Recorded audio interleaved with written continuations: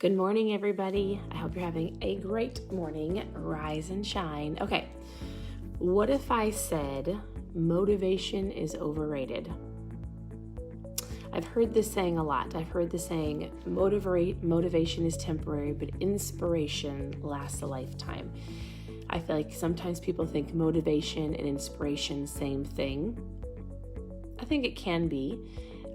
Motivation is you might watch this video, you might watch something from somebody else on social media or see somebody around you and you're motivated, right? Like you're like, I can do that. But what flips the switch from you being motivated and taking inspired action? Like taking action, actually not just watching. I think oftentimes most of us we know what to do, right? And I think sometimes we get this misconception of like, you know what to do, you've got it all laid out, you've got all the information, you've read the books, you followed the people. And sometimes we feel like we're doing it even though we're actually not taking action because we know it, right? So of course I'm still reading the Habits book. I'm reading the Atomic Habits, and this is what they talked about in this little chapter. I'm going to read a paragraph. It's super, I think it's really great. This is the book.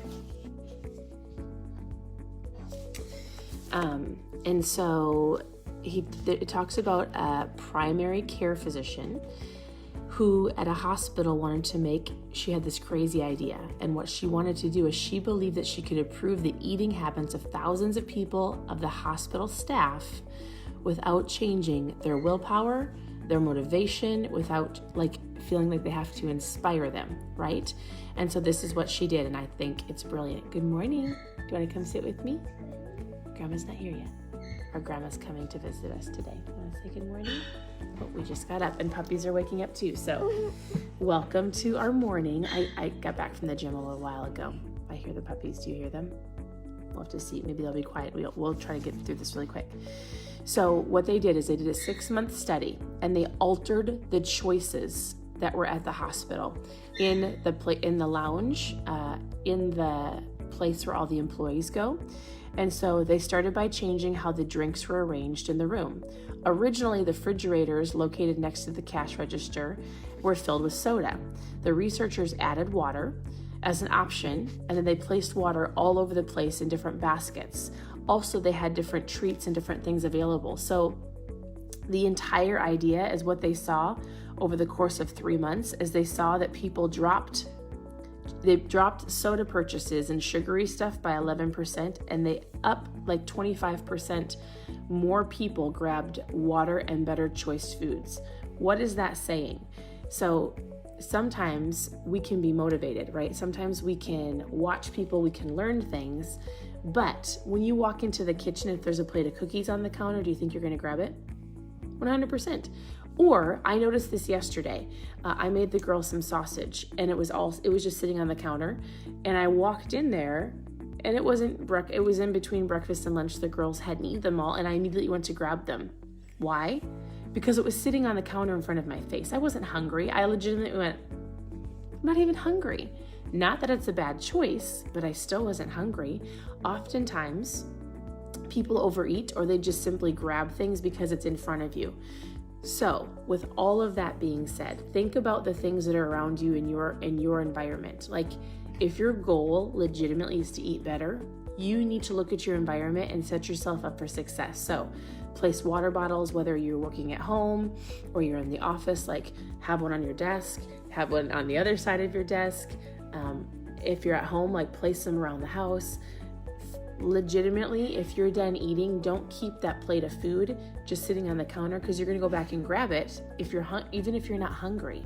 If you know that you cannot walk into the employee lounge without grabbing a donut or something that's sitting there, then you don't walk into the employee lounge. Or you put different snacks at your desk, right? Like have some almonds over here, or have a small refrigerator under your desk, or have your options in the employee lounge, in a refrigerator, in the brown paper bag, labeled with your name. So like if you set yourself up for success, it might take a little bit of extra time, right?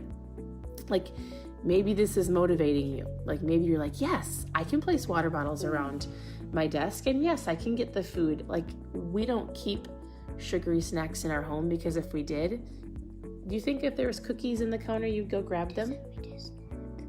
I don't know. Did somebody knock? Kind of sounded like it. If there were sugary snacks on the counter, do you think you'd go grab them? If you don't think you would?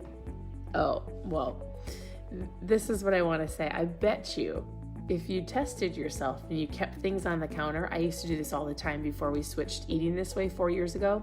I would make a cake, I would make brownies, I would make cookies, I'd have Oreos and W snacks in the counter, and my husband was really trying to eat better, right?